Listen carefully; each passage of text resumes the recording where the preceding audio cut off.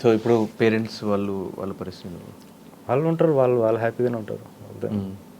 But మొత్తం struggle పడుతూనే ఉన్నారు ఇన్ని రోజులు. సో సక్సెస్ వచ్చినప్పుడు వాళ్ళ రియాక్షన్స్ ఏంటి ఫ్యామిలీ దగ్గర నుంచి? నేను అడగను, రియాక్షన్స్ అడగను. ఇంకా రాలే కదా, వస్తుంది కదా. వాళ్ళ పాయింట్ ఆఫ్ వ్యూ సక్సెస్ ఏంటో, డబ్బు మేడ అలా వస్తే సక్సెస్ ఏమో. అప్పుడు వాళ్ళ రియాక్షన్ నాకు ఎందుకు, ఇప్పటికే అవసరం లేదు, అప్పుడు ఎందుకు. But I have respect for my father. మా ఫాదర్ నేను చిన్నప్పటి నుంచి ఎంత హేట్ చేసినా మా ఫాదర్ అంటే ఇష్టం నాకు. రిలేటివ్లే అని కాదు, కంప్లీట్లీ మై ఫాదర్ అంటే నాకు చాలా రెస్పెక్ట్. నన్ను కూడా చాలా సపోర్ట్ చేశాడు ఆయన. Whatever he could do has done. So నాకు I have high respects for my father. And నేను కూడా చాలామంది మీ ఫాదర్ చేసిన మిస్టేక్ నువ్వు చేసావని టీఎన్ఆర్ గారు అడిగారు కదా. మా ఫాదర్ గ్రేట్ నాకన్నా అని చెప్పాను. డెఫినెట్లీ నాకన్నా మా ఫాదర్ గ్రేటే. ఆ విషయంలో ఐ డోంట్ హ్యావ్ రిగ్రెట్. నాకు ఇంట్రెస్ట్ లేదు వాళ్ళ రియాక్షన్ నాకు రావాలని. నాకు అదే ఆ ఎమోషన్ లేదు నాకు ఫస్ట్ నుంచి. నా ఎమోషన్ అంతా సినిమా మీద, మనుషుల మీద ఉండదు. సో ఈ సోషల్ మీడియా మీద ఇప్పుడున్న యూత్ మీద what is your opinion? Good ఉండాలి. ప్రతి ఒక్కడు ఎక్స్ప్రెసివ్ ఉన్నాడు, తెలుసుకుంటున్నాడు. నేను 10 years బ్యాక్ నా కామెంట్స్ వేరేలాగా ఉండేవి, నా ట్రోలింగ్ వేరేలాగా ఉండేది నేను చేసేది. బట్ రోజు రోజుకి నేను మెచ్యూర్ అవుతున్నాను. అది నేను ఇప్పుడు చూసుకుంటే ఇంత గ్రో అయినా అనిపిస్తుంది. సో సోషల్ మీడియా అనేది ప్రతి మనిషి మెమరీ. నా చిన్నప్పుడు ఫోటోలు ఇప్పుడు నాకు లేవు. ప్రతి ఒక్కరికి ఇప్పుడు చిన్నప్పటి నుంచి ప్రతి మూమెంట్ వాడు చూసుకుంటున్నాడు లైఫ్ని. అది మంచిదే. సో ఈ 20 yearsలో ఇండస్ట్రీ గురించి ఏం తెలుసుకున్నారు? ఏం కన్క్లూజన్కి వచ్చారు? అంటే చిన్నప్పుడు మనం చూసింది ఒకటి, ఇండస్ట్రీకి వచ్చిందో తెలిసేది ఒకటి. అలా చూసింది ఏంటి, తెలిసింది ఏంటి, లాస్ట్ కన్క్లూజన్ ఏంటి? ఇండస్ట్రీ అనేది మిత్, అది ఫస్ట్ నేను చెప్తాను. ఇండస్ట్రీ అనేది ఏమి ఉండదు. సక్సెస్ఫుల్ పీపుల్ అందరూ వచ్చి ఒడ్డు మీద ఉంటారు, మళ్ళీ ఫెయిల్ అయినోడు పడిపోతాడు, మళ్ళీ సక్సెస్ అయినోడు వస్తాడు. ఉన్నప్పుడు ఒడ్డు మీద ఉన్నప్పుడు మేమే మాట్లాడుకుంటారు. అదే ఇండస్ట్రీ అంతే. And there is system where the labour works and లేబర్కి ఇవ్వాల్సిన పేమెంట్స్ కానీ ఎక్కడైనా ప్రాబ్లమ్స్ వస్తే దాన్ని ఫైట్ చేసే ఒక సిస్టమ్ ఉంది. That is good. ఇండస్ట్రీ కాదని సినిమా వాడు ప్రతి ఒక్కడు కూడా పబ్లిక్ భయపడాల్సిందే. పబ్లిక్ ఆడిస్తేనే సినిమా హిట్, పబ్లిక్కి నచ్చితేనే సినిమా హిట్. వాడి జీవితం పబ్లిక్ మీద ముడిపడి ఉంటుంది. కళాకారుడి జీవితం కానీ, రాజకీయ నాయకుడు కానీ, క్రీడాకారుడు కానీ. నువ్వు ఈరోజు సచిన్ టెండూల్కర్, యువరాజ్ సింగ్ మాట్లాడతాం కానీ ఫుట్బాల్ ప్లేయర్స్ గురించి ఎందుకు మాట్లాడడం? సో క్రీడాకారుడు అక్కడ ఫెయిల్ అయ్యాడు, ఎందుకు? పబ్లిక్ అటెన్షన్ లేదు. సో ఇండస్ట్రీ అనేది ఎంత మిత్. ఎవడన్నా ఇక్కడ దుకాణం పెట్టుకోవచ్చు. పబ్లిక్ అటెన్షన్ నీకు ఉందా, నువ్వు ఇండస్ట్రీ అంతే. Your part of industry. నీకు లేదా, your not part of industry. ఇప్పుడు గొప్ప ప్రొడ్యూసర్లు ఎంఎస్ రాజు గారు ఉన్నారు, మంచి ప్రొడ్యూసర్లు MS Raju, A M Ratnam. They are not in industry now. మళ్ళీ వస్తే will be part of industry. అది ఇండస్ట్రీ. బట్ వాళ్ళు ప్రజల మనసులో ఉండిపోతారు. They will be in cinema, they will be ever in cinema forever. But industry అనేది మాత్రం it's temporary, it's a myth platform. So ఇన్ని ఇయర్స్లో ఎప్పుడన్నా ఈ 20 yearsలో గివప్ ఇచ్చేద్దాము, ఎందుకు ట్రై చేసి అంత వర్కౌట్ అవ్వట్లేదు అనిపించిందా?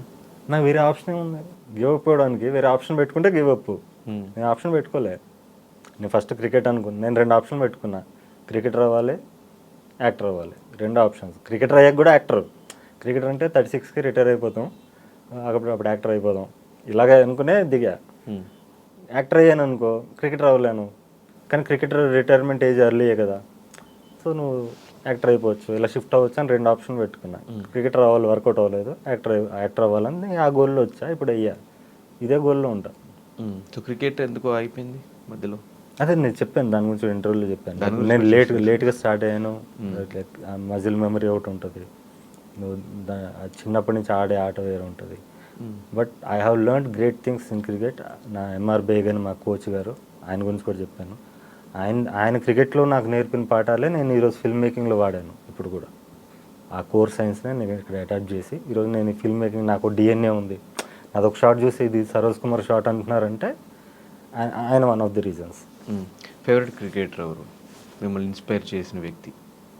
ఇన్స్పైర్ అంటే ఎంఎస్ ధోని, అది Yuvraj Singh, of course Yuvraj Singh. But favourite cricketer అంటే చాలామందికి అదే అర్థం కాకపోవచ్చు. నాకు రికీ పాంటింగ్ అంటే ఇష్టం. Okay, Australia. ఎందుకు అంటే ఇష్టం తన యాటిట్యూడ్. తను అంటే హీరోలాగా అనిపిస్తాడు ఆయన ఆడినప్పుడు అంతా. అంటే లైక్ ఛాలెంజింగ్ సిచ్యువేషన్లో చాలా మ్యాచ్లు గెలిపించాడు. ముందు నడిపించే టీంని. అండ్ వరల్డ్స్ అన్బీటెన్ టీం కదా ఒక టైంలో ఆయన ఉన్న పీరియడ్లో. ఇండియాలో అయితే ఎంఎస్ ధోని. ఇండియా కదా, వరల్డ్లోనే MS Dhoni as a personality, ఒక inspiring personality MS Dhoni. And Yuvraj Singh ఒక ఫైటర్గా. బట్ నా ఫేవరెట్ క్రికెటర్ లైఫ్లో అంటే Ricky Ponting. And Aravinda de Silva, Arjuna Ranatunga, వాళ్ళు కూడా ఇష్టం, చాలా ఇష్టం. యాక్టింగ్లో అయితే చిరంజీవి గారు. అంటే చిరంజీవిని చూసాక సినిమా చూశానన్నా. చిరంజీవి నుంచి మొదలైంది. తర్వాత నాకు రజనీకాంత్ నా బిగ్గెస్ట్ ఇన్స్పిరేషన్. షారుఖ్ ఖాన్ అంటే చాలా ఇష్టం. షారుఖ్ ఖాన్ కొంచెం టచ్ ఉంటుంది నాలో, నా నటనలో కూడా, నాకే తెలియకుండా. అది చాలామంది అంటుంటే నాకు అనిపిస్తుంది. అంటే I feel happy when ever I listen his name. అట్లా చాలామంది ఇన్స్పైర్ చేశారు. నానా పటేకర్ గారు, చాలామంది యాక్టర్స్ ఇన్స్పైర్. సో హాబీస్ ఏంటి బ్రో? ఖాళీగా ఉన్నప్పుడు? ఖాళీగా ఉండట్లేదా? సినిమా గురించి ఆలోచించడం. నాకు సినిమా వరకే సరిపోద్ది. సినిమా అయిపోతే మళ్ళీ సినిమా గురించి ఆలోచించడం సరిపోద్ది. ఇప్పుడు నేను అక్కడికి వచ్చి స్పాట్లో రాస్తున్నా అంటే దాని గురించి ఆలోచిస్తూ ఉంటాను రోజు. నేను ఒక ప్లేస్లో కూర్చొని ఆలోచిస్తూ ఉంటాను, తింటూ ఆలోచిస్తా, ఆర్డర్ చేసుకుంటే అయితే నాకు నచ్చిన ఫుడ్ అంతా తింటుంటా షూట్ లేని టైంలో. మళ్ళీ షూట్ ఉన్న టైంలో మళ్ళీ ఒక 2 months నేను వర్కౌట్ చేసి అది సినిమా తగ్గట్టు స్లిమ్ అవుతా. మళ్ళీ షూట్ అయిపోయాక మళ్ళీ తింటుంటా. ఈ స్ట్రెస్ ఈటింగ్ ఉంటుంది నాకు ఎక్కువ. సో తినడం నా హాబీ. సినిమాలు చూస్తుంటారు రెగ్యులర్గా? ఏ సినిమా రిలీజ్ అయినా? ఇప్పుడు దొరకట్లా, ముందు చూసామండి, ఇప్పుడు టైం దొరకదు. లాస్ట్ సినిమా ఏది? లాస్ట్ మనం కిల్ చూసా. కిల్ అని హిందీ సినిమా, దాని నుంచి హాలీవుడ్లో రీమేక్ చేస్తున్నారంటే వెళ్ళి చూసా. తెలుగులో విరాట పర్వం ఎప్పుడు బ్రో? అదే ఓటీటీస్లో కూడా సినిమాలు చూడటం అవేవి టైం లేదు నాకు, టైం దొరకట్లేదు. టీజర్స్ ట్రైలర్ చూసి నాకు ఎక్సైటింగ్ అనిపిస్తుంది. మొన్న ఒక సినిమా చూసా, తమిళ సినిమా. నాకు ట్రైలర్ చూసా, చూడగానే సినిమా చూడాలనిపించింది. ఇది ఈయనది, మన శరత్ కుమార్ యాక్ట్ చేశాడు అందులో, పోలీస్ ఆఫీసరు. ఇంకొక అబ్బాయి అశోక్ సెల్వన్. సో మీకు ఏ డైరెక్టర్ మేకింగ్ నచ్చుతుంది? రామ్ గోపాల్ వర్మ నన్ను ఇన్స్పైర్ చేసింది చిన్నప్పటి నుంచి, రామ్ గోపాల్ వర్మ. బట్ ఎవరిని కాపీ కొట్టింది, నాకంటూ స్టైల్ ఉంది. I don't imitate anybody. But ఆయన నుంచే ఇన్స్పైర్ అయ్యాను నేను ఫిల్మ్ మేకింగ్. తర్వాత గొప్ప గొప్ప దర్శకులను చూశాను. నాకు ఆల్ టైమ్ ఫేవరెట్ అంటే బాలా ఫిల్మ్ మేకింగ్ అంటే చాలా ఇష్టం. ఆయన సినిమాలో ఎప్పటికైనా నటించాలి, లీడ్ రోల్ అన్నది నా వన్ ఆఫ్ ది గోల్స్. అది ఆల్ టైమ్ ఫేవరెట్ మూవీ ఏంటి? అంటే నాయి కాకుండానా? మీ కాకుండా మనకి ఎలాగో ఫేవరెట్స్ ఉంటాయి. బాగా ఇన్స్పైర్ చేసిన సినిమా అయినా అలాంటిది? చాలా ఉన్నాయి. హిందీలో ఖాకీ అని ఉంటుంది, రాజ్ కుమార్ సంతోషి తీశాడు. అమితాబ్ బచ్చన్, అక్షయ్ కుమార్, ఐశ్వర్య. ఆ సినిమా ఇష్టం. నేను దేవుణ్ణి ఇష్టం, బాలాది. ఇంకా చంటబ్బాయి ఇష్టం. చిరంజీవి సినిమాలు చాలా ఇష్టం, చాలా ఉన్నాయి అలాంటి లిస్ట్. స్వయం కృషి, ఛాలెంజ్. ఇప్పుడు ఈ సినిమాకి నాకు ఛాలెంజ్ ఒకటి, భాష ఒకటి, ఈ కైండ్ ఆఫ్ ఫిల్మ్స్ నన్ను చాలా ఎక్సైట్ చేసాయి ఆడియన్స్గా. ఆ కైండ్ ఆఫ్ ఫ్లేవర్ మళ్ళీ నేను ఆడియన్స్కి ఇవ్వాలని చెప్పి, అవి కూడా వన్ ఆఫ్ ది రీజన్స్. ఈ లవరాజ్ క్యారెక్టర్ బిల్డ్ చేయడానికి కూడా నేను ఛాలెంజ్లో చిరంజీవి నుంచి ఇన్స్పైర్ అయ్యాను, లేకపోతే భాషలో రజనీకాంత్ నుంచి కూడా చాలా ఇన్స్పైర్ అయ్యాను. అంటే ఒక సామాన్యుడు. ఇద్దరు 2 సినిమాల్లో కూడా చూస్తే ఇద్దరు కూడా సామాన్యులు. మీరు ఈడియట్లో చంటి క్యారెక్టర్ ఉన్నారు, ఒక కానిస్టేబుల్ కొడుకు కమిషనర్ కూడా ఎదురిస్తాడు. అది కూడా చాలా రియలిస్టిక్గా ఉంటాయి. సో అందులో ఇన్స్పైర్ అయ్యి అవే కమర్షియల్గా ఉంటూనే రియలిస్టిక్, ఒక సర్రియలిస్టిక్ మూడ్లో ఉంటే ఎలా ఉంటుందని ఈ సినిమా తీశాను. సో చాలామందికి ఇన్స్పిరేషన్ బ్రో మీరు. అంటే ఇప్పుడు కొత్తగా వచ్చి ఇండస్ట్రీలో ఏదో చేయాలి అనుకున్న వాళ్ళందరికీ ఇన్స్పిరేషన్. అండ్ చాలామంది ట్రై చేసి ఇంకొద్దులే మన వాళ్ళు కాదు అని వెళ్ళిపోతున్న వాళ్ళు ఉన్నారు. అదే ఇండస్ట్రీలో ఏదో జాబ్ చేసుకుంటున్న వాళ్ళు ఇంకా ఉన్నారు. వీళ్ళందరికీ ఏం చెప్తారు బ్రో? అంటే ఒక్కొక్క మనిషి అదే సాంగ్ కూడా రిలీజ్ చేసి, అండ్ మీకు కూడా మెసేజ్ పెడతా ఉంటారు కదా, నాకు ఛాన్స్ ఇవ్వండి. నేను చూడలేను, నేను అసలు మెసేజ్ చూడండి. నేను నేను సాంగ్ రిలీజ్ చేశాను మంది, ఒకసారి నువ్వు కూడా విన్నావు. అంటే దాంట్లో చెప్తాడు, మనిషి అన్నవాడు ఒక్కొక్కడికి ఒక్కొక్క దాంట్లో హ్యాపీనెస్ ఉంటుంది. నేను ఇప్పుడు నా హ్యాపీనెస్ సినిమా. నేను ఒక స్కూటర్ మీద హెల్మెట్ పెట్టుకుని, ఒక పెద్ద మనిషి కూర్చుని ఉంటాడు, వెనక వైఫ్ కూర్చుని ఉంటుంది చీర కట్టుకుని, ఒళ్ళో బాబు ఉంటాడు, మధ్యలో బాబు కూర్చుని ఉంటాడు, ముందు ఒక పిల్లోడు వెళ్తుంటాడు. వాళ్ళు వెళ్తుంటే కామన్ మ్యాన్ తన హ్యాపీనెస్ ఏంటి? ఫ్యామిలీ. వాళ్ళు వెళ్తుంటే ట్రాఫిక్ పోలీసులు కూడా ఆపరు, మళ్ళంటి వాళ్ళు కూడా పక్క జరుగుతాం. అరే ర్యాష్ డ్రైవింగ్ చేయకూడదు అంటే ఒక రెస్పెక్ట్ ఇస్తాం మనం. తన హ్యాపీనెస్ అది. He's a great father for his family. అదొక గ్రేట్ ఫ్యామిలీ. ఇంకో దాంట్లో డబ్బులు హ్యాపీనెస్ ఉంటుంది. వాడు ఎప్పుడు షేర్ మార్కెట్లో కూర్చుంటాడు, బెట్టింగ్స్లో కూర్చుంటాడు, కారు వాడు డ్రీమ్ అంతా కార్లు కొనాలి, ఈ కొనాలి, ఫోన్లు కొనాలి, లేటెస్ట్ ఫోన్ ఏమొచ్చింది అలాంటిది. అలా ఒక్కొక్కడికి ఒక్కో హ్యాపీనెస్ ఉంటుంది. సో మనం ఇప్పుడు వాళ్ళు ట్రై చేశారు అంటే మనం ఏది అవుదాం అనుకున్నాం ట్రై చేయడం వేరు, ఇది అవ్వాలని ఫిక్స్ అయ్యి దానికోసం బ్రతకడం వేరు. సో అవుదాం అనుకుని ట్రై చేసిన వాళ్ళు ఫెయిల్ అయితే వేరేది అవుతారు. ఇదే అవ్వాలని ఫిక్స్ అయినవాడు వాడు వేరు ఉంటుంది, వాడు వర్క్ చేసే ప్రొసీజర్ డే 1 నుంచి వేరు ఉంటుంది.